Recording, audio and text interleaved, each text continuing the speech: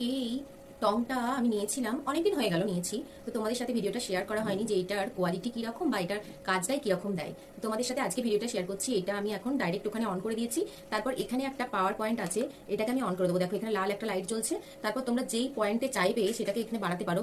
যদি কমাতে চাও কমাতে পারো, আবার বাড়াতে চাইলে কিন্তু এই সুইচটাই তোমাদেরকে টিপতে হবে একদম এই পয়েন্টে। তারপর এটা একটুখানি টাইমের জন্য গরম করতে দিতে হবে।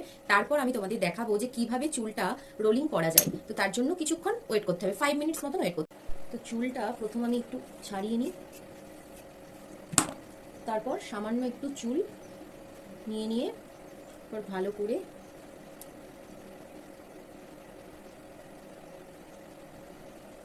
জাস্ট কয়েক সেকেন্ডের জন্য একটু হোল্ড করবে। হোল্ড করার পর আবার যেরকম ভাবে পেঁচানো হয়েছে সেরকম ভাবে ছেড়ে দেবে। ব্যাস, আমি জাস্ট এটা দেখানোর জন্য করলাম কিরকম হয়েছে। মানে এটা একটু মোটা চুল আমি নিয়েছি, জিনিস